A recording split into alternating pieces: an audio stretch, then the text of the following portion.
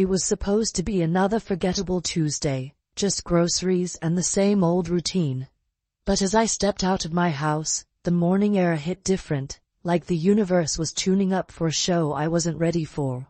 Down the cobblestone street, I spotted him. A guy slouched against a graffitied wall, guitar in hand. He wasn't playing just any tune, he was pouring his soul into Creep by Radiohead. His voice wasn't perfect, but it cut through the quiet morning like a blade. His piercing blue eyes glanced up for a split second, locking onto mine. I froze. My stomach flipped, and suddenly, I was too aware of how my heart was hammering in my chest. Who was he? His clothes were worn, his guitar battered, but something about him screamed rebellion and raw emotion. For a moment I felt exposed, like he could see right through me. Then he looked away, lost in his music again. I hurried past, but I couldn't shake the feeling. That voice, those eyes, the way the world seemed to tilt for just a second. What the hell was that? By the time I got to the grocery store, I was a mess. My hands trembled as I grabbed items off the shelves. Bread, milk, eggs. And yet, all I could think about was him. The way his fingers moved on those guitar strings. The way his song still hummed in my chest like an echo I couldn't turn off. At the checkout, the cashier gave me a weird look. "You all right, love?" she asked. I nodded, plastering on a smile, but inside, I felt like a live wire. Back home, I shoved the groceries onto the counter and leaned against the fridge, trying to breathe. The silence of the house was suffocating, pressing down on me like a question I didn't want to answer. And yet, his face flashed in my mind again, the sharp line of his jaw, the intensity in his gaze, and that voice. My hand brushed the armrest of my chair, the one where I'd waited countless nights for my husband. Only now, the weight felt different. The house seemed to hold its breath, just like me. I sank into the chair, my heart racing, my thoughts spiraling. What had that guy awakened in me? And why couldn't I stop thinking about him? The chair was a testament to the months my husband had been gone, a silent witness to my days of yearning for something more than just the tick of the clock. My hand strayed, tracing the contours. It had been so long, and now, a stranger's music had me aching. It was wrong, I knew it.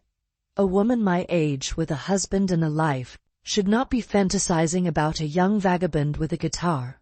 But the ache grew, a pulsing throb that demanded attention. I gave in. I thought of his rough hands, the calluses from playing that guitar, the way they would feel. I pictured him leaning in, whispering sweet nothings into my ear as he played the strings, bringing me to life like a forgotten instrument.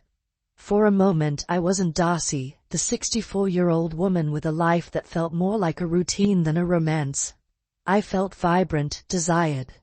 But reality crashed back as I was done. I looked around the room, the walls staring back at me like they knew my little secret. I was married, for God's sake. Yet my heart was racing, my body still humming with a need that my husband hadn't been able to fill for longer than I cared to admit. The house was a tomb of my desires, and that young man had breathed life into them like a genie. The rest of the day passed in a blur. All I could do was think of him, his voice, his eyes, that guitar that sang to me like a siren's call. The more I tried to ignore it, the louder it grew. That evening, as I lay in bed, I made a decision.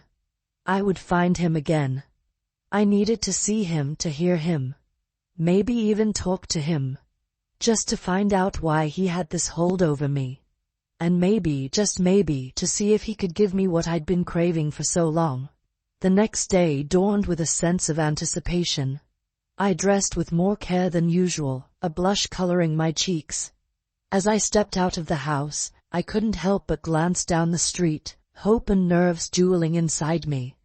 But as I approached the spot where he'd been the day before, my heart sank. He wasn't there. No rusty guitar, no torn clothes, no piercing blue eyes. The wall was just a wall again, the cobblestone street just a street.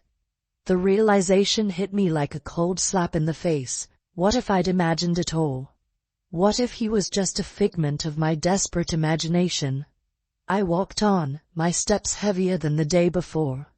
The emptiness of the spot where he'd been was a stark reminder of the emptiness in my life.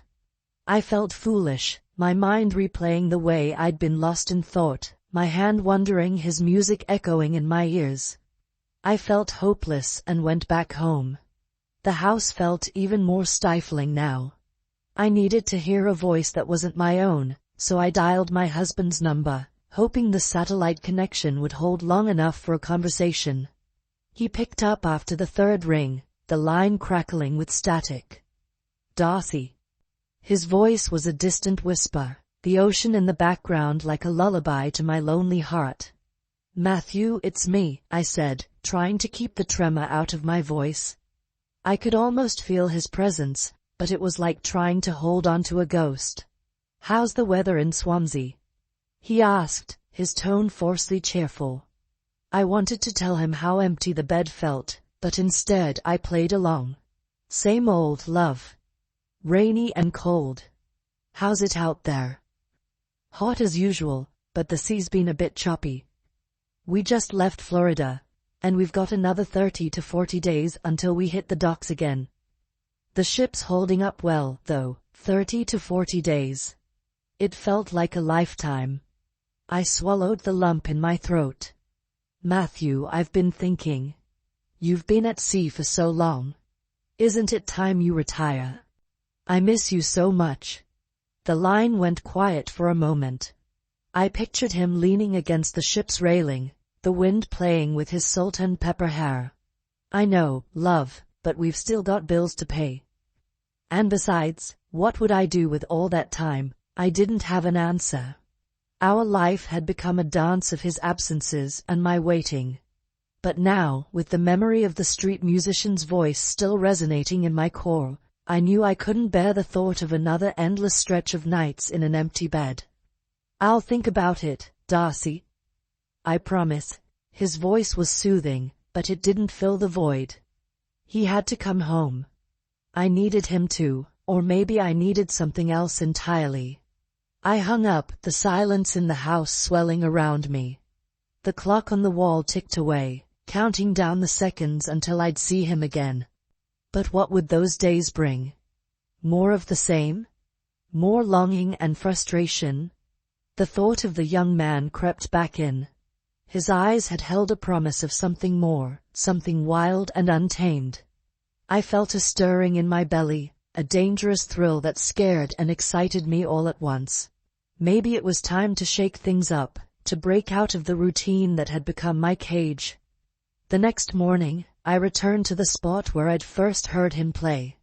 I asked a young couple if they knew the man with the guitar. They looked at me, puzzled, before shaking their heads. I described him in detail, his piercing blue eyes, his shaggy hair, but they hadn't seen anyone like that. I tried a few more people, a mother pushing a stroller, an old man with a newspaper, a group of teenagers smoking by the alley. No one knew him. It was like he'd never existed, like he'd been a figment of my desperate imagination. But I knew what I'd felt. That connection was real. Days turned into a week, and my mission became a ritual. Each morning I'd visit that spot, hoping to catch a glimpse of him, to hear that haunting melody that had stirred something in me. I'd ask around, showing the few coins I had in my purse, hoping someone had noticed him, had seen where he went. But Swansea had swallowed him whole, and with each passing day my hope grew dimmer. One afternoon, as I was about to give up, a gust of wind picked up a crumpled flyer from the ground. It fluttered up to me like a message from the universe itself. It was for an open mic night at a local pub, the Rusty Anchor. The date was tonight, and the image of a guitar was slapped right in the middle of the page. My heart skipped a beat. Could it be him? Could he be there? That evening, I found myself dressed in my best blouse and a skirt that hugged my aging curves, feeling more nervous than I had in years. The pub was dimly lit, the air thick with the scent of beer and hope. I took a deep breath and stepped inside. The Rusty Anchor was a dive, but it had a certain charm that I hadn't noticed in the starkness of daylight. The floor was sticky underfoot, and the walls were lined with peeling posters of bands long forgotten. A makeshift stage in the corner held a dusty piano, and there he was, the musician from my daydreams, now a flesh and blood reality. He was playing Desperado by the Eagles, his fingers dancing over the yellowed keys with a finesse that seemed impossible for someone in his torn clothes. His voice a whiskey-smooth crescendo that painted a picture of a man lost in the desert of his own loneliness. Memories flooded me like a storm. I was a teenager when Desperado